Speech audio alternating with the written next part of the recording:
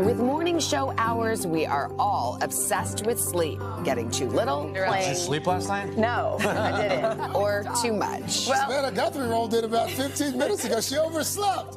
And it's a constant topic grabbing headlines. Poor sleep habits can raise your risk for obesity. The American Heart Association now considers healthy sleep patterns key to heart and brain health. But sleep is elusive for many Americans. The CDC has called insufficient sleep a public health epidemic, with a recent study finding more than 7 out of 10 Americans do not have restorative rest. So I turned to Dr. Rebecca Robbins with Harvard Medical School, the lead author of that study, to help me learn more about my own sleep. Well, hi, Doc. I'm so excited. What are we doing? So tonight, Savannah, we are measuring your sleep. And really exciting, this technology is actually the next best thing to the sleep laboratory. Are you ready? Yeah, I'm ready. Okay, how does it look? Don't answer.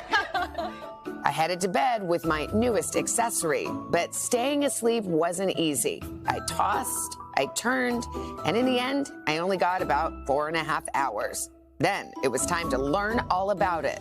First, my sleep stages, which are broken down into rapid eye movement, or REM sleep, and non-REM sleep.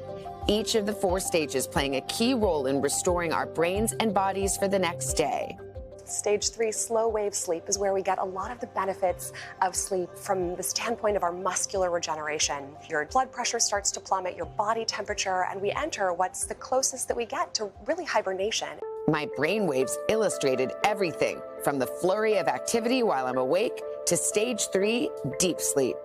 And much bigger waves, suggesting that there's very little activity happening in the brain and in the body. After about 45 minutes, Savannah, you entered your first rapid eye movement period of the night. You see that actually looks very similar to the awake brain. Wow. And it's so fascinating and really kind of shows how it's such a myth that when we hit the pillow, our brain isn't completely passive to the world around us. I heard that when you are, let's say, studying for a big test, that sleep is actually the time when your brain kind of locks in what you've learned. We think that sleep might play a role in enhancing our memories. So not only filing them away, but allowing us to integrate new learnings into complex systems of other learnings and actually gain new insights. And there's no way for you to control how much deep sleep you get or how much REM sleep you get, right? Once you fall asleep, it's up to your brain to take it from there. Exactly.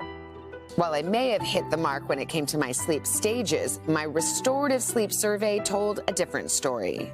We've scored your restorative sleep questionnaire, and Savannah, I'm sorry to say, you didn't do too well. Oh, I got an F. I know you're usually a straight A student. No, I wish I were. But this, again, was not the best night of sleep for you. You woke up and you did not feel good. And the name of the game is to take it all in stride and realize that next night, do your very best and get back on track as soon as you can.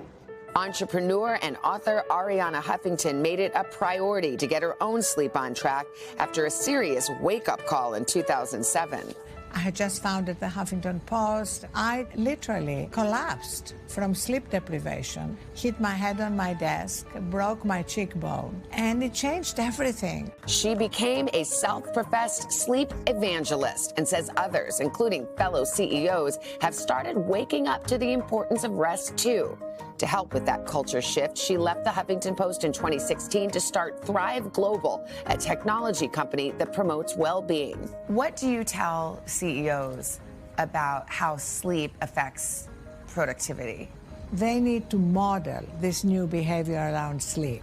The impact on performance and productivity is enormous. All the things we want to cultivate in the modern workplace, empathy, collaboration, all these qualities are the first to be depleted when we're exhausted. But if a good night's sleep isn't in the cards... Is this the nap? So this is the nap room. Huffington says it's okay to nap on the job. We have a nap room.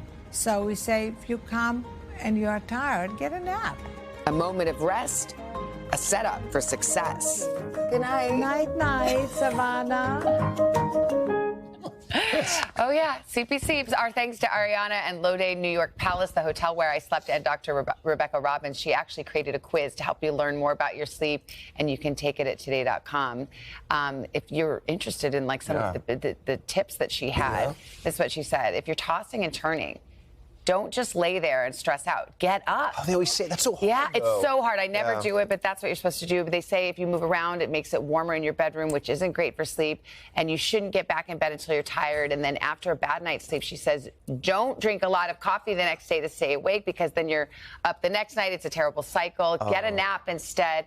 And she says, don't stress, because actually it's a classic. The more you think about it, the more anxious you are, the less you sleep very well. Our EP, Tom Mazzarelli, gave me a great sleep tip a couple years ago as well. Like, you know, sometimes you wake up in the middle of the night and you look at the clock. Yeah. And then that also starts. Don't look at the clock. Yeah. Deliberately avoid. Then you're wondering what time it is. I know, that's the only problem, but definitely don't look at your phone. No. Well, actually, Ariana is she's like, the phone should not be in your room at all. Yeah. And she actually has this little thing. It's a bed for your phone. Okay. No, she gave me one. It's a double bed. So your husband's phone or your wife's phone can be in it. You plug it in, it's a charger. And you tuck in your phone. You're like, night-night phone. And you put it in another room. Literally. In the other room. Yeah, don't have it near you. Oh, I'd be too paranoid. Get an old-fashioned alarm. A lot of people wear this rings. I'm wearing one of those rings that tracks your sleep. The research, is it? I mean, I think it's a pretty good sleep tracker, but again, it's like one of those things. Don't make it as stressful. Like, oh, my ring said I didn't get any deep sleep or REM sleep. It's just like, just take it in stride, is what they tell us. Lots of great tips. My favorite one is when you're trying to sleep, your partner makes just a little noise, and you go, oh. Oh, yeah. And it's all their fault that you couldn't sleep. Oh, yeah. And then, like, your rage just keeps you up all night. I know. Hey, thanks for watching our YouTube channel. Find your favorite recipes, celebrity interviews, uplifting stories, shop our favorite deals, and so much more with the Today app. Download it now.